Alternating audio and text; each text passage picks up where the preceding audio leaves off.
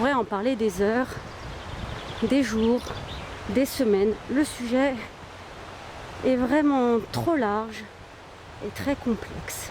Je vais essayer de faire de petites propositions.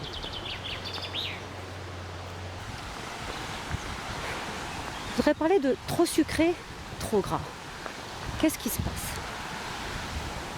Trop sucré, trop gras, déséquilibre encore une fois l'équilibre de nos liquides. Notre sang, notre lymphe a un pH, un équilibre acide-base qu'elle tient très précieusement à équilibrer. Trop de sucre, trop de gras déstabilise cruellement cet équilibre. Alors, trop de sucre, ça acidifie. Trop de gras, ça acidifie aussi. Dans la lutte au stockage, dans la lutte à l'élimination, notre corps devient acide. Un milieu acide, c'est la porte ouverte à des agents pathogènes. Les virus, les bactéries qui nous occasionnent des inflammations aiment le milieu acide. Ces agents pathogènes occasionnent des inflammations, mais aussi des infections et tout un tas de maladies graves, plus ou moins directement liées à une consommation de trop de sucre et trop de gras, avec un terrain en acidose, diabète, cholestérol, dégénération du système nerveux, ulcères, etc., etc. Si on prend conscience du phénomène avant cette situation, on n'est peut-être pas forcément victime encore du diabète et du cholestérol, et pourtant on y prépare le terrain si on reste dans une hygiène de vie alimentaire en acidose. Parfois on essaie d'agir sur ce terrain, naturopathe et diététicienne, pour tenter de rebasifier votre milieu. Trop de sucre. Il y a une partie qui peut être stockée dans le foie, une partie qui peut être stockée dans vos muscles. Mais quand il y en a trop, il y en a trop. Et des fois, on va jusqu'au dysfonctionnement, jusqu'à être dépendant de l'insuline, tellement j'en sécrète. Je n'arrive même plus à stocker. Et puis l'insuline même, elle ne marche plus. C'est un dérèglement hormonal. Trop de sucre.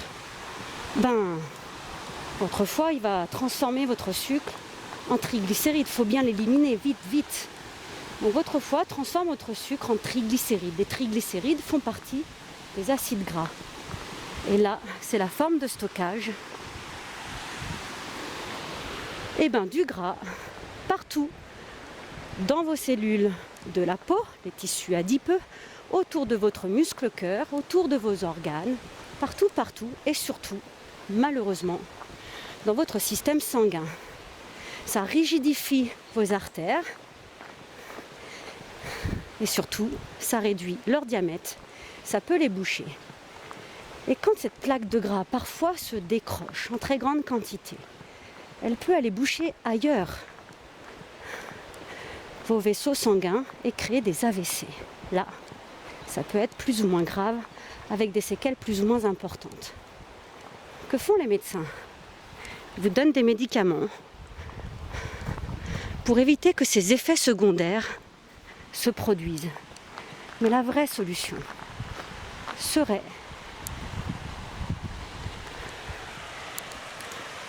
d'améliorer ce qu'on ingurgite. Bon, je comprends, parce que le sucre, c'est tellement bon. C'est une vraie addiction. Quand on est habitué à avoir trop de sucre, quand on est habitué à en consommer, quelle complexité au quotidien. Bien, trop de gras. On l'a dit, trop de gras, c'est pareil. C'est un déséquilibre cruel pour notre système, de nos liquides. Pour le coup, le corps fait tout pour rééquilibrer son pH, acide-base de nos liquides. Et le gras, très facile, il est déjà presque disponible en triglycérides, se transforme et on le stocke. Là, je l'ai déjà dit. Ah, quelle dure affaire tout ça. Alors on l'a dit, on peut prendre des médicaments pour essayer de limiter les effets secondaires. On peut corriger son alimentation, ou on peut faire aussi de l'activité sportive pour retrouver un équilibre harmonieux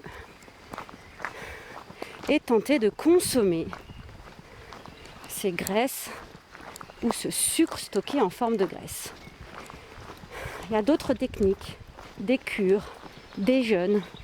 En tout cas, toutes ces techniques servent à détoxifier et à déstocker ces fameuses graisses stockées n'importe où dans votre corps. Dans tous les cas, changer ses habitudes, quelque chose de vraiment difficile. Conclusion, le top du top, c'est quand même de se faire accompagner, parfois même par un psychologue, un professionnel de la nutrition et un coach sportif. Mais tout ça n'est pas pris par le ministère de la Santé.